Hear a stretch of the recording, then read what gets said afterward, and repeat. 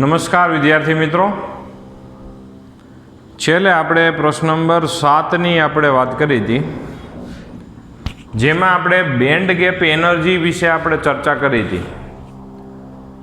હવે આપણે એ જ ચર્ચા આપણે આગળ વધારવી છે અને પ્રશ્ન નંબર 8માં n પરમાણુ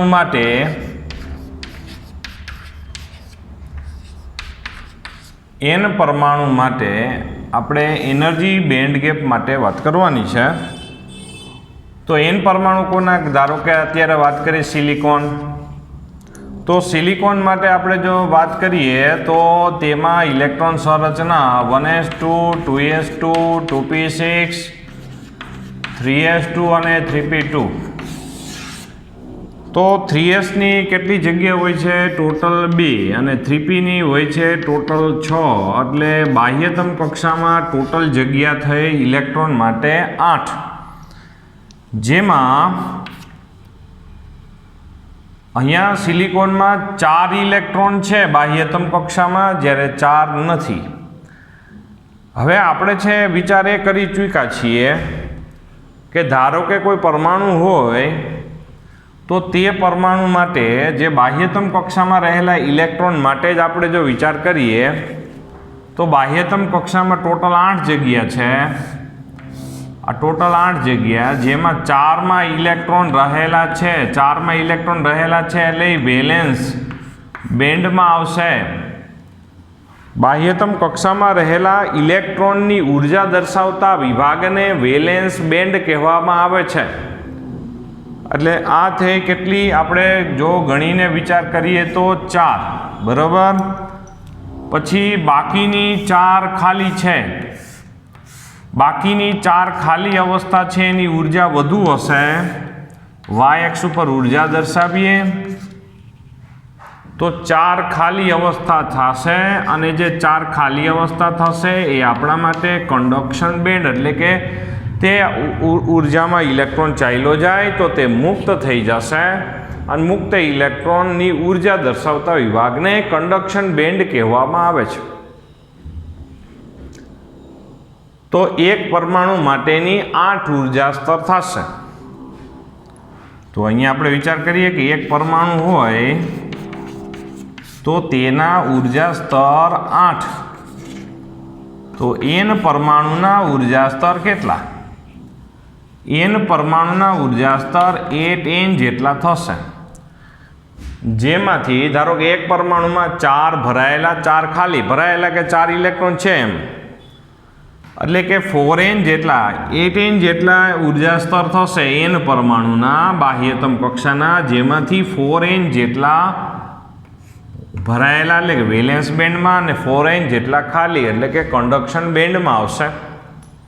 જે દર્શાવવા માટે આવી રીતે આમ ડોટેડ લાઈન કરી શકીએ છીએ. ડોટેડ એટલે કે આવી રીતે 4n બતાવી દીધા, આમાં ડોટેડ કરી નાખો એટલે કે 4n બતાવી દીધા.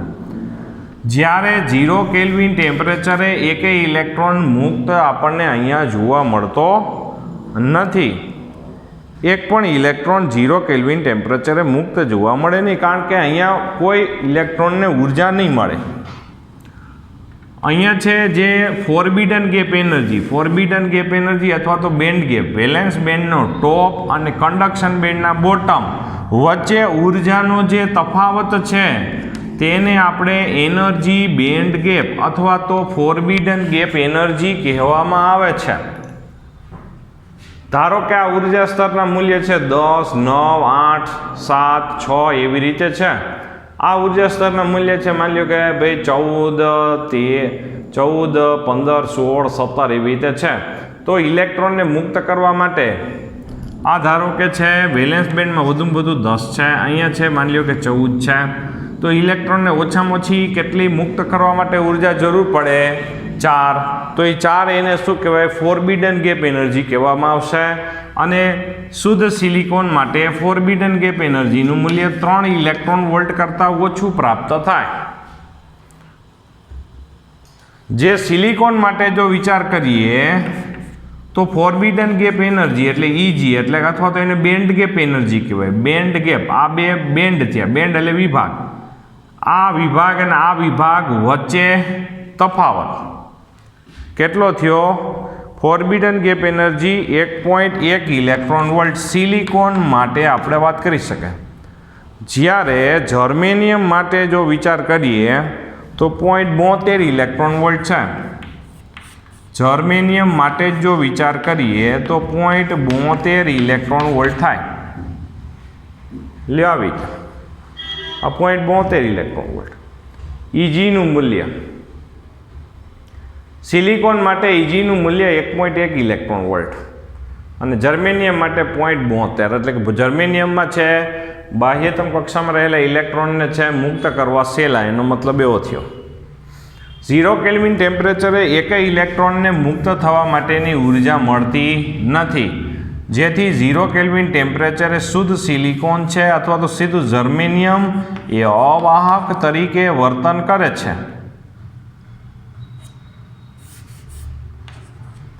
અવાહક તરીકે વર્તન કરશે કારણ કે એમાં કોઈ વિદ્યુતભાર વાહકો જ નથી 0 કેલ્વિન ટેમ્પરેચરે. જ્યારે ઓરડાના તાપમાને શું થશે? ઉષ્મીય દોલનો થશે અને જેના કારણે છે અમુક ઇલેક્ટ્રોન છે એને ઉપરની જે ઉર્જાવાળા અમુક ઇલેક્ટ્રોન છે એને પૂરતી ઉર્જા મળી જાય અને જેથી તે ઉપર ચાલ્યા જાય. એટલે અહીંયા ઇલેક્ટ્રોન દર્શાવી શકાય. અહીંયા સામે હોલ બતાવી દઈએ. હોલ એટલે એનો મતલબ એવો થયો કે ઇલેક્ટ્રોન ત્યાંથી મુક્ત થઈ ગયા છે અને શુદ્ધ સિલિકોનમાં કે અથવા તો જર્મેનિયમમાં ઓરડાના તાપમાને શું થશે કે ભાઈ જેટલા મુક્ત ઇલેક્ટ્રોન હશે એટલા જ આપણને હોલ મળશે. એટલે કે ઇલેક્ટ્રોનની સંખ્યા ઘનતા અને હોલની સંખ્યા ઘનતા બંને સમાન પ્રાપ્ત થશે. આવી રીતે આપણે વિચાર કરી શકાય, જોવું જોઈએ. તો આ એન પરમાણુ માટે આપણે વિચાર કર્યો. પ્રશ્ન નંબર જો 8 છે. અક્ષરશો જો વાંચીએ તો શું છે? સિલિકોન માટે ભાઈ Z બરાબર એટલે પરમાણુ ક્રમાંક 14 છે. ઇલેક્ટ્રોન સંરચના બતાવી છે. 3s માં 2 અને 3p માં 6. 3s ની 2 અને 3p ની 6 એટલે ટોટલ થઈ 8 વેલેન્સ અવસ્થાઓ છે. એક પરમાણુમાં 8 વેલેન્સ અવસ્થા છે. જેમાંથી જે હમણાં આપણે ભણ્યા તે મુજબ 4 ખાલી 4 ભરાયેલી હતી. એટલે n પરમાણુ માટે 8n ઉર્જા સ્તર થાય બાહ્યતમ કક્ષાના. તેમાંથી 4n જેટલા ભરાયેલા અને 4n જેટલા ખાલી થશે. તો 4n વેલેન્સ બેન્ડ અને 4n કન્ડક્શન બેન્ડમાં જોવા મળે. જમણી બાજુ જો વેલેન્સ બેન્ડની ઉપરની સપાટી EV અને કન્ડક્શન બેન્ડની તળિયેને ECના તફાવત. એટલે કે જો અહીંયા વેલેન્સ બેન્ડની ઉર્જાનું મૂલ્ય આપણે EV વડે દર્શાવીએ અને કન્ડક્શન બેન્ડની ઉર્જા છે એ EC વડે દર્શાવીએ અને આ EV અને EC આ બંનેનો જો તફાવત લઈ લઈ તો એ તફાવતને આપણે ફોરબિડન ગેપ એનર્જી કહેવામાં આવશે. એટલે કે વેલેન્સ બેન્ડનું ટોપ અને કન્ડક્શન બેન્ડનું બોટમ, આ EC અને આ EV બેયના તફાવતને બેન્ડ ગેપ એનર્જી અથવા તો ફોરબિડન ગેપ એનર્જી EG વડે દર્શાવવામાં આવશે. જે આકૃતિમાં દર્શાવેલું છે જુઓ.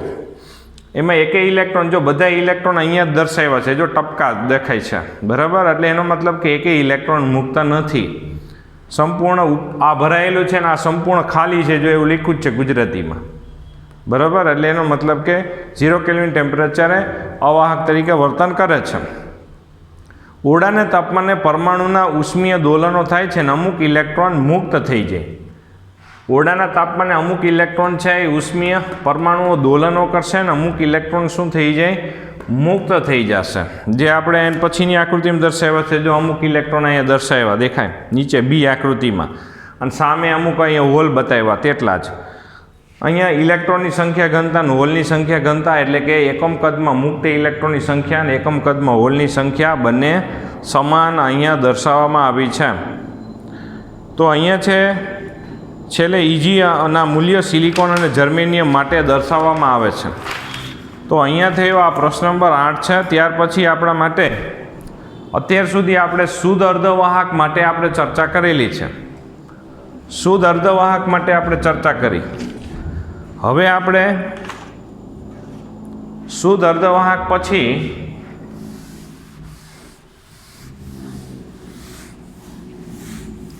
પ્રશ્ન નંબર 9 અને 10 માં આપણે હવે બહિર્ગત અર્ધવાહક માટે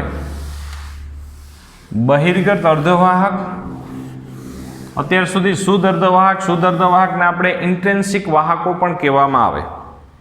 ઇન્ટ્રિન્સિક વાહકો જેની સંખ્યા ઘનતા આપણે ni વડે પણ દર્શાવીએ છીએ, બરોબર, યાદ છે આપણને, બરોબર. તો અહીંયા છે આપણે એમને દર્શાવેલું રાખીએ. આ ભાઈ ઉર્જા સ્તર છે, ઇલેક્ટ્રોન, વેલેન્સ બેન્ડનું ઉપરની ઉર્જા સ્તર અથવા તો એનો ઉર્જા સ્તર EB વડે આપણે દર્શાવીએ છીએ, અને કન્ડક્શન બેન્ડ ની ઉર્જા સ્તરના ઉર્જાના મૂલ્યો EC વડે દર્શાવીએ છીએ. આ થઈ ગયું ફોરબિડન ગેપ એનર્જી EG. હવે આપણા ચેપ્ટરનો હેતુ શું છે, ફરીથી જો પાછો યાદ કરી લઈએ. ચેપ્ટરનો હેતુ શું છે કે આપણે એવી સંરચનાઓનો અભ્યાસ કરવાનો છે કે જે સંરચનાઓમાં આપણે મુક્ત એટલે કે વિદ્યુતભાર વાહકોની સંખ્યા, એના વહન ઉપર આપણો કાબુ હોય એવી સંરચનાનો આપણે અભ્યાસ કરવાનો છે. એવી સંરચનાનો અભ્યાસ કરવાનો છે કે જેમાં વિદ્યુતભાર વાહકોની સંખ્યા અને વહન ઉપર આપણો કાબુ હોય. તો સંખ્યા ઉપર કાબુ હોય એવો અત્યાર સુધીમાં આપણે ક્યાંય ચર્ચા નથી કરી. હવે આપણે ચર્ચા ચાલુ કરીએ છીએ, અને તે ચર્ચામાં આપણે શું કરવાના છીએ, શુદ્ધ અર્ધવાહકમાં અશુદ્ધિ ઉમેરવાની છે. અને શુદ્ધ અર્ધવાહકમાં અશુદ્ધિ ઉમેરવાની પ્રક્રિયાને ડોપિંગ પ્રક્રિયા કહેવાય.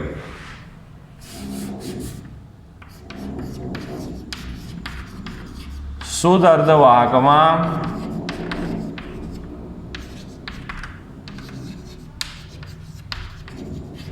અશુદ્ધિ ઉમેરવાની પ્રક્રિયાને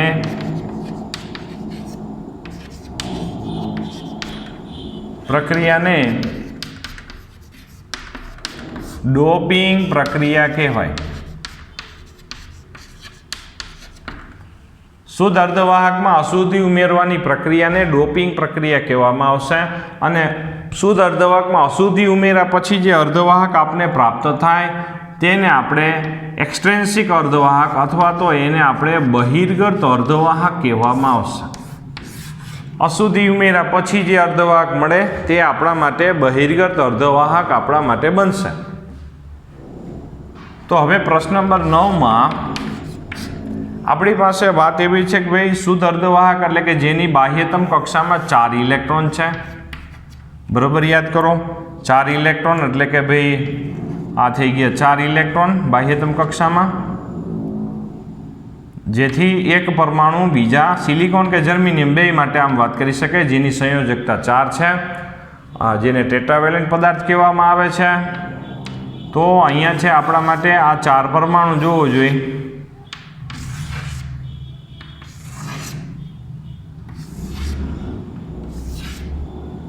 આ 4 પરમાણુ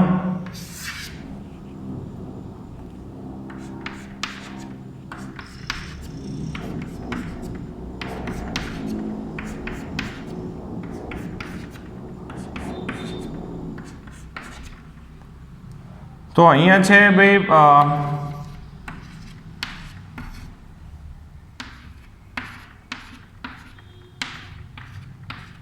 બાહ્યતમ કક્ષામાં 4 ઇલેક્ટ્રોન છે, જોવો જોઈએ.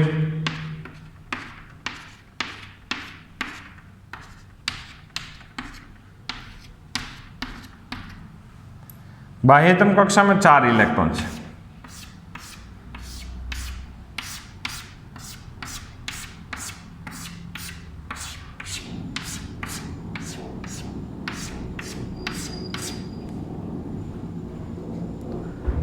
તો આવી રીતે છે બાહ્યતમ કક્ષામાં 4 ઇલેક્ટ્રોન, એક પરમાણુ બીજા 4 પરમાણુ સાથે સહસંયોજક બંધ બનાવી સમચતુષ્ફલકીય જાળીદાર રચના બનાવે. ડાયમંડ સ્ફટિકનું બંધારણ કહેવામાં આવે. આના ઉત્કલન બિંદુ પણ ઊંચા છે, કારણ કે એક પરમાણુને તોડવા માટે આપણે 4 સહસંયોજક બંધ તોડવા પડે. હવે આ શુદ્ધ અર્ધવાહકની વાત છે. હવે આમાં આપણે અશુદ્ધિ ઉમેરવાની છે. અશુદ્ધિ ઉમેરવાની પ્રક્રિયાને આપણે ડોપિંગ પ્રક્રિયા કહેવામાં આવશે. આપણે હવે શું કરવાના છીએ, જો પહેલો મુદ્દો આર્સેનિક કે જર્મેનિયમમાં ફોસ્ફરસ એન્ટીમની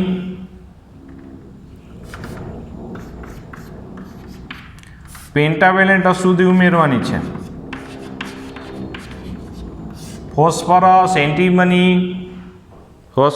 એન્ટીમની આર્સેનિક જેવી પેન્ટાવેલેન્ટ અશુદ્ધિ ઉમેરવાની છે.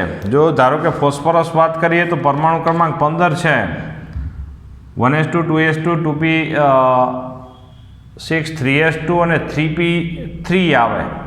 એટલે કહેવાનો મારો હેતુ એ છે કે બાહ્યતમ કક્ષામાં એમાં 5 ઇલેક્ટ્રોન હોય. 15 છે પરમાણુ ક્રમાંક, બાહ્યતમ કક્ષામાં 5 ઇલેક્ટ્રોન, અને અહીંયા બાહ્યતમ કક્ષામાં રહેલા ઇલેક્ટ્રોનની જ રમત આપણે વિચાર કરવાની છે. બરાબર. તો આ જે 5 ઇલેક્ટ્રોન છે, તો આ ધારો કે યજમાનની જગ્યાએ ગોઠવાઈ જશે. 4 તો સહસંયોજક બંધમાં જોડાઈ જશે, પણ એક ઇલેક્ટ્રોન છે એ એકદમ છે હકીકતમાં એ બિચારો લટકાઈ રહેશે એના જેવી વાત છે. ન ધોબીના કૂતરા જેવો થઈ જાય, ન સહસંયોજક બંધમાં જગ્યા પડશે અને ન એ મુક્ત એકદમ રહેશે. એટલે 5મો ઇલેક્ટ્રોનને મુક્ત કરવા માટે ખૂબ જ ઓછી ઉર્જાની જરૂર પડે.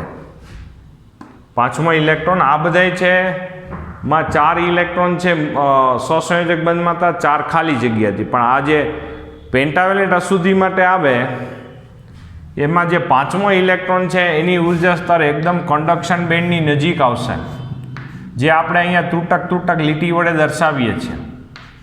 આ ઇલેક્ટ્રોન, આ 5મો ઇલેક્ટ્રોન જો તૂટક એટલા માટે કે એ સ્ફટિકમય બંધારણમાં છે. જે અશુદ્ધિ છે એનું પ્રમાણ ખૂબ ઓછું હોય છે, એટલે કે સ્ફટિકમય બંધારણમાં એ નજીવા સ્વરૂપમાં તમને જોવા મળશે. નજીવા સ્વરૂપમાં એટલે કે ભાઈ ધારો કે આપણે છે અશુદ્ધિ, ઉદાહરણ તરીકે અહીંયા જો આપણે વાત કરીએ કે અશુદ્ધિનું પ્રમાણ છે આપણે ખૂબ જ ઓછું રાખવાના છીએ. ધારો કે અત્યારે આપણે છે ઉદાહરણ એમ આપીએ કે ભાઈ ધારો કે 10 લાખે 1 અશુદ્ધિનો પરમાણુ ઉમેરી, હાલો 10 લાખે 1, તો 1 મોલની અંદર 1 મોલ એટલે 10⁻23, 10 લાખે 1 અશુદ્ધિનો પરમાણુ. ધારો કે રાજકોટ છે, રાજકોટમાં 20 લાખ માણસો છે, 10 લાખે 1 અશુદ્ધિનો માણસ ઉમેરીએ તો આખા રાજકોટમાં 2 અશુદ્ધિના પરમાણુ થાય. આવી રીતે અશુદ્ધિનું પ્રમાણ રાખીએ. ધારો કે 10 લાખે 1 અશુદ્ધિનો પરમાણુ ઉમેરીએ તો 1 મોલમાં કેટલા થઈ જાય? 10⁻23માં કેટલા થાય? ઉપર જાય નીચે જાય તો 10⁻17 આવશે. એટલે મારો કહેવાનો હેતુ એ છે કે ધારો કે તમે અશુદ્ધિનું પ્રમાણ ખૂબ ઓછું રાખશો ને તો 1 મોલની અંદર જો વિચાર કરો ને તો 10⁻17 એટલે અબજોની સંખ્યામાં તમને અશુદ્ધિના પરમાણુ મળશે. હવે આ અશુદ્ધિના પરમાણુ છે એમાં વાત એવી છે કે એની પેન્ટાવેલેન્ટ છે. પેન્ટાવેલેન્ટ એટલે કે જેની બાહ્યતમ કક્ષામાં 5 ઇલેક્ટ્રોન છે, 4 તો સહસંયોજક બંધમાં જોડાઈ ગયા, પણ 5મો જે છે એ વૈધો છે એમ આપણે કહી શકાય. વૈધો તો ન કહેવાય, પણ એ 5મો બિચારો ન વેલેન્સનો રહ્યો, ન કન્ડક્શન બેન્ડનો રહ્યો, ધોબીના કૂતરા જેવું થયું, ન ઘરનો ન ઘાટનો એના જેવું થયું. તો જેથી સિલિકોન, જો આ બધું યજમાન એટલે ઘરનો માલિક જો સિલિકોન જો મટીરિયલ હોય તો આ 5મા ઇલેક્ટ્રોનને જે મુક્ત કરવા માટે 0.05 ઇલેક્ટ્રોન વોલ્ટ ઉર્જાની જરૂર પડે. અને જો યજમાન એટલે કે આખું આ બંધારણ જર્મેનિયમનું હોય અને એની અંદર પેન્ટાવેલેન્ટ અશુદ્ધિ ઉમેરેલી હોય તો 5મા ઇલેક્ટ્રોનને મુક્ત કરવા માટે 0.01 ઇલેક્ટ્રોન વોલ્ટની ઉર્જાની જરૂર પડે. આ ઉર્જા એ અતિ સૂક્ષ્મ છે, એટલે કે જે આવડ્યા આ 0.05 કે 0.01. બરાબર.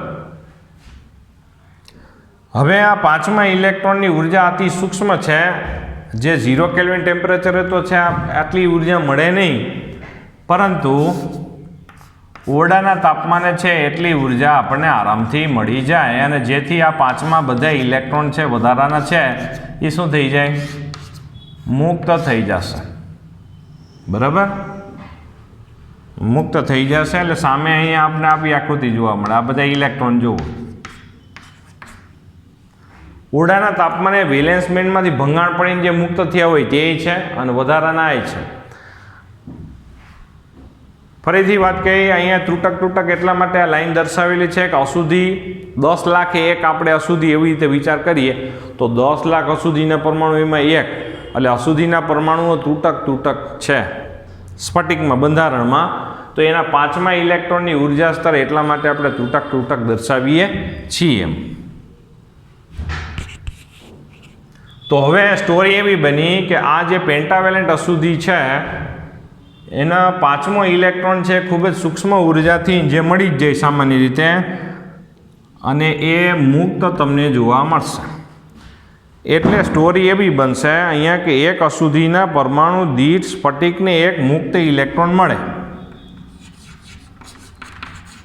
એક અશુદ્ધિના પરમાણુ દીઠ એક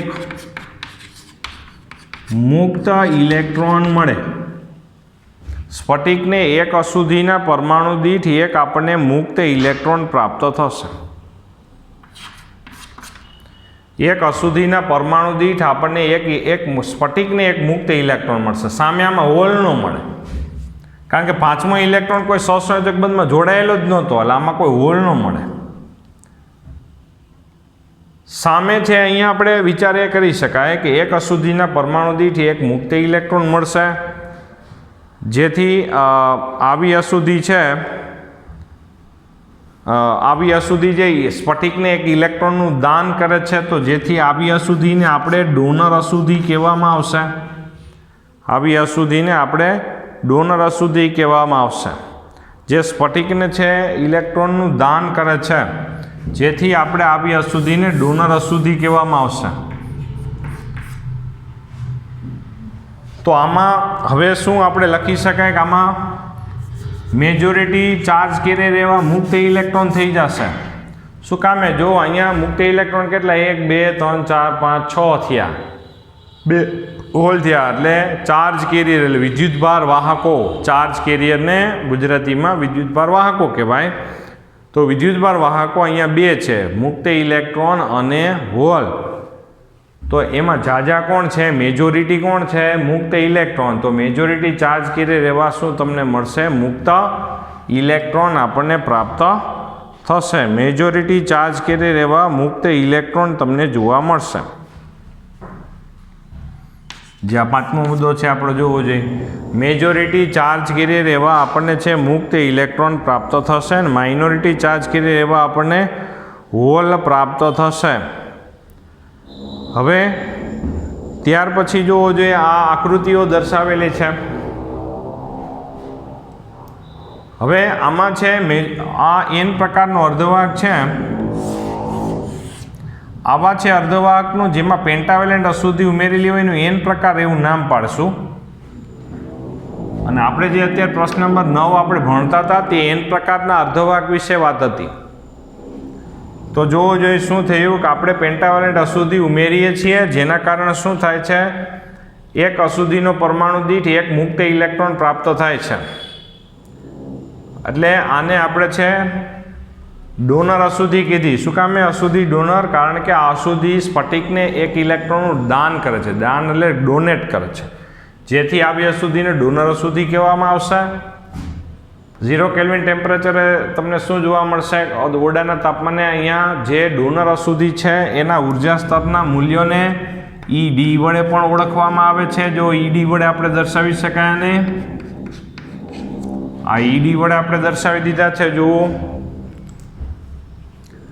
તો આમાં મેજોરિટી ચાર્જ કેરિયર એવા મુક્ત ઇલેક્ટ્રોન છે, એટલે આ મુક્ત ઇલેક્ટ્રોન આવી રીતે આપણે દર્શાવી દેવાય. જો આની આ સંજ્ઞાત્મક આકૃતિ છે, આમાં ઇલેક્ટ્રોન ઝાઝા છે, મુક્ત ઇલેક્ટ્રોન હોલ ઓછા છે. આવી સંજ્ઞાત્મક આકૃતિ થઈ ગઈ. હવે આ N પ્રકારના અર્ધવાહકનો આપણે એમ પ્રશ્ન પૂછીએ કે N પ્રકારના અર્ધવાહકનો કુલ વીજભાર તો શું થશે? તો ઘણા એવો પ્રશ્ન કરશે કે ઋણ થશે, કારણ કે એમાં ઇલેક્ટ્રોન ઝાઝા છે. ઇલેક્ટ્રોન ઝાઝા છે અને ઇલેક્ટ્રોનનો વીજભાર ઋણ છે. ઋણ એટલે કે નેગેટિવ છે. એના ઉપરથી આનું નામે પડેલું છે કે N પ્રકારનો અર્ધવાહક. તો ઘણાઈને આપણે પ્રશ્ન અથવા તો આપણે એવો પૂછીએ કે આ N પ્રકારના અર્ધવાહકનો કુલ વીજભાર, તો માણસો કહેશે કે ઋણ. પણ એના નામ પ્રમાણે નથી જવાનું. જો ખાસ વિચાર કરો, આ ઋણ નહીં આવે, તટસ્થ આવશે. શું કામે? અહીંયા છે આ જે પેન્ટાવેલેન્ટ અશુદ્ધિ છે એનો 5મો ઇલેક્ટ્રોન મુક્ત થયો છે.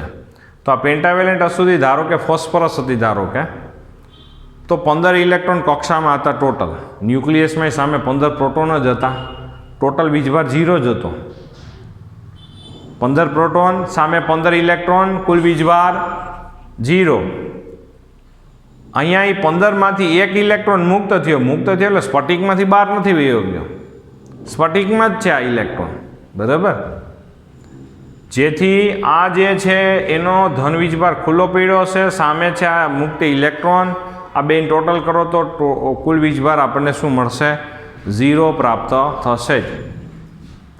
ઓરડાના તાપમાને શું થશે કે ભાઈ ધારો કે આ એક સહસંયોજક બંધમાંથી ઇલેક્ટ્રોન ભંગાણ પડીને પણ ઇલેક્ટ્રોન મુક્ત થયો હોય, તો આવી જે સ્ફટિકમય બંધારણ છે એમાં આ 5મો ઇલેક્ટ્રોન મુક્ત થશે, ત્યાં સામે કોઈ હોલ પ્રાપ્ત નહીં થાય. જ્યારે સહસંયોજક બંધમાંથી ભંગાણ પડીને જે ઇલેક્ટ્રોન મુક્ત થશે તેમાં સામે હોલ પ્રાપ્ત થશે.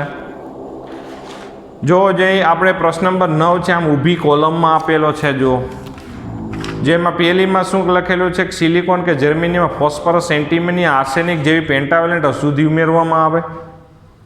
બીજા મુદ્દામાં વાત એવી થશે કે જે 5મો ઇલેક્ટ્રોન છે એ ખૂબ જ ઓછી ઉર્જાથી, એટલે કે 0.05 કે 0.01 ઇલેક્ટ્રોન વોલ્ટ જેવી ખૂબ જ ઓછી ઉર્જાથી જ શું થઈ જશે? મુક્ત થઈ જશે. આમ એક અશુદ્ધિના પરમાણુ દીઠ સ્ફટિકને એક મુક્ત ઇલેક્ટ્રોન પ્રાપ્ત થશે. તો એક અશુદ્ધિના પરમાણુ દીઠ સ્ફટિકને એક મુક્ત ઇલેક્ટ્રોન મળશે. ત્રીજો મુદ્દો જો પેન્ટાવેલેન્ટ અશુદ્ધિને એટલા માટે ડોનર અશુદ્ધિ કહેવામાં આવે છે. આનું પ્રમાણ ખૂબ જ નાનું છે, પાર્ટ પર મિલિયન, એટલે કે 1 મિલિયન એટલે 10 લાખે એકાદો અશુદ્ધિનો પરમાણુ, એવી રીતે. ત્યાર પછી જોવો જોઈએ નીચે majority charge carrier, majority charge carrier એવા મુક્ત ઇલેક્ટ્રોન અને માઇનોરિટી ચાર્જ કેરિયર એવા ઇલેક્ટ્રોનનો વીજભાર નેગેટિવ છે, જેથી ચાજામાં ઇલેક્ટ્રોન છે, જેથી ઇલેક્ટ્રોનનો વીજભાર નેગેટિવ છે. નેગેટિવ ઉપરથી આને N પ્રકારનો અર્ધવાહક કહેવામાં આવે છે. બાકી આનો કુલ વીજભાર તટસ્થ જ છે, બરાબર. ખાસ યાદ રાખજો. આ બધા બેન્ડ ડાયાગ્રામ દર્શાવવામાં આવેલા છે, જોવો જોઈએ. આ બેન્ડ ડાયાગ્રામ એટલે કે બેન્ડ એટલે વિભાગ, ઉર્જા સ્તરોના વિભાગ દર્શાવતી આકૃતિ, બેન્ડ ડાયાગ્રામ. ઓરડાના તાપમાને બેન્ડ ડાયાગ્રામ જો દર્શાવવામાં આવેલ છે, જોવો જોઈએ. 0 કેલ્વિન ટેમ્પરેચર અહીંયા કન્ડક્શન બેન્ડનો બેન્ડ ડાયાગ્રામ ખાલી છે, કારણ કે કોઈ ઇલેક્ટ્રોન મુક્ત ન હોય. ઓરડાના તાપમાને બધાય આપણને મુક્ત થયેલા જોવા મળે છે, જોવો જોઈએ. ત્યાર પછી પ્રશ્ન નંબર આપણે છે 9 પછી 10 છે. 10માં આપણે છે એની રેપ્લિકા જેવી જ વાત છે ટોટલી. 9મો પ્રશ્ન બરોબર તૈયાર કરી નાખો એટલે 10મો તમારાથી એક્ઝેક્ટ અને ફટાફટ જ થઈ જશે. તો પ્રશ્ન નંબર 10માં પી પ્રકારનો અર્ધવાહકની વાત છે, જેમાં આપણે છે અહીંયા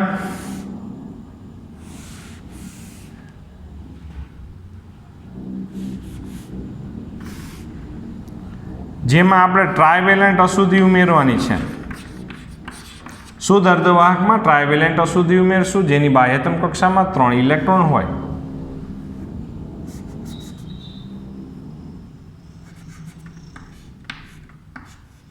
બાહ્યતમ કક્ષામાં 3 ઇલેક્ટ્રોન હોય એવી આપણે અશુદ્ધિ ઉમેરશું, જેમ કે ગેલિયમ, ઇન્ડિયમ, એલ્યુમિનિયમ એવી.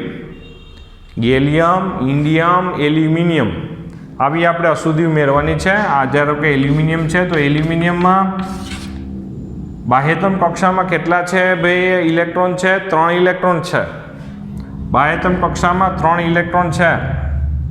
આ ધારો કે 13 પરમાણુ ક્રમાંક 13 છે એલ્યુમિનિયમનું, બરાબર. તો 3 તો અહીંયા ઇલેક્ટ્રોન છે સહસંયોજક બંધમાં જોડાઈ જશે, અને જ્યારે આ ચોથો ઇલેક્ટ્રોન છે એ આપણા માટે શું બનશે? અહીંયા ખાલી રહેશે, કારણ કે ચોથો ઇલેક્ટ્રોન બાહ્યતમ કક્ષામાં છે જ નહીં. તો જેથી એક અશુદ્ધિના પરમાણુ દીઠ અહીંયા એક આપણને હોલ પ્રાપ્ત થશે. હોલ છે ઇલેક્ટ્રોનને આકર્ષવાની વૃત્તિ ધરાવે, એટલે કે ધન વીજભાર જેવું વર્તન કરે છે, અને જેથી આ ઇલેક્ટ્રોનને આકર્ષવાની એટલે કે એક્સેપ્ટ કરવાની વૃત્તિ ધરાવે, જેથી અહીંયા આવી અશુદ્ધિને, આ ટ્રાયવેલેન્ટ અશુદ્ધિને આપણે એક્સેપ્ટર અશુદ્ધિ કહેવામાં આવશે. એક્સેપ્ટર અશુદ્ધિ, ટ્રાયવેલેન્ટ અશુદ્ધિ ફરીથી 4 સહસંયોજક બંધમાં જોડાવાના હતા, પણ બાહ્યતમ કક્ષામાં અહીંયા કેટલા છે? 3 તો જોડાઈ ગયા. ચોથો ઘઈટો એટલે એક અશુદ્ધિના પરમાણુ દીઠ એક પરમેનન્ટ આપણને હોલ મળે. હોલ ઇલેક્ટ્રોનને આકર્ષવાની વૃત્તિ ધરાવે છે, જેથી આવી અશુદ્ધિને આપણે એક્સેપ્ટર અશુદ્ધિ કહેવામાં આવે છે. તો હવે આપણે છે જો વિચાર કરીએ તો આમાં 0 કેલ્વિન ટેમ્પરેચરે આ જે અશુદ્ધિ છે એ શેની છે? તમે જુઓ તો આ જે હોલ છે એ શેનો છે? સહસંયોજક બંધનો છે. સહસંયોજક બંધનો એટલે કે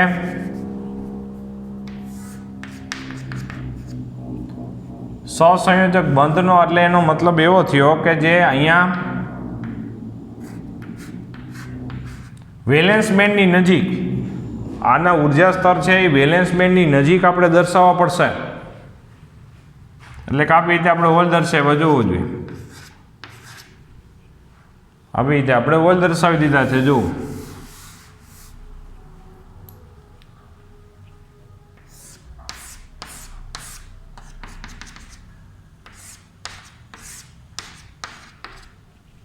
આપણે હોલ દર્શાવી દીધા.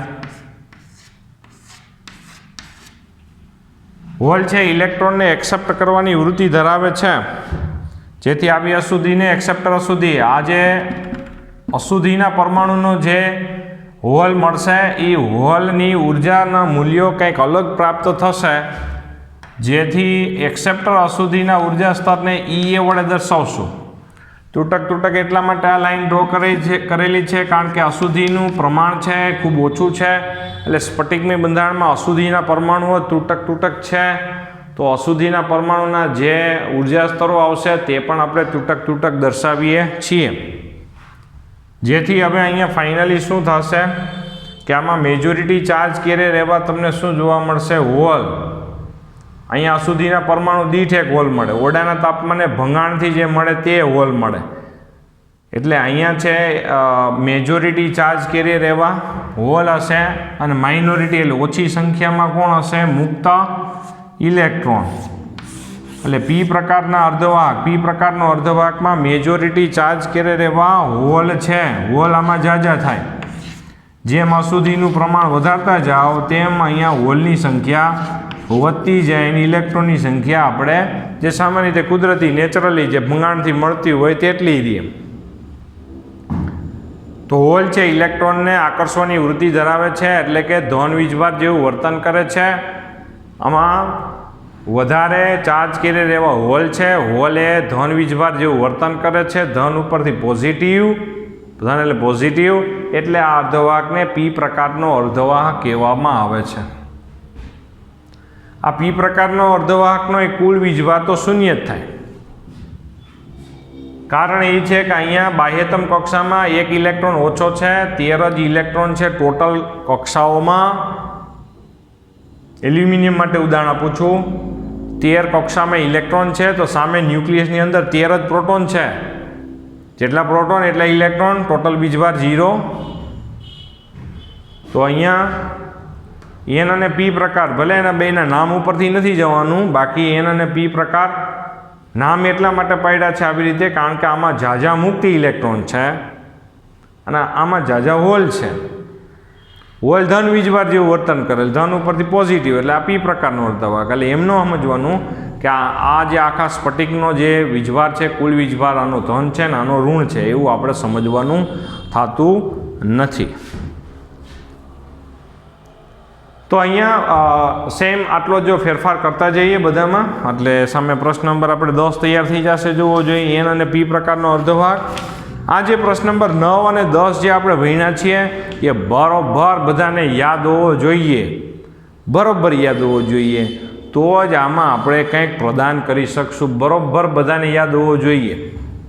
પ્રશ્ન નંબર 9 અને 10 આખું ચેપ્ટર પૂરું થાય ત્યાં સુધી આપણે આ પ્રશ્ન નંબર 9 અને 10 ગમે ત્યારે આપણને આવડતો હોવો જોઈએ, નહીંતર આગળ ચેપ્ટરમાં આપણને કાંઈ ખબર પડશે નહીં. ખાસ વિનંતી છે બધાને. અને બીજું છે આપણા માટે ખાસ બાબત એ છે કે આ આપણા ટેકનોલોજીની આનબાન શાન છે, એટલે આપણે ખાસ ભણવું જરૂરી. અહીંયા સુધી આપણે વાત રાખીએ છીએ, ચર્ચા રાખીએ.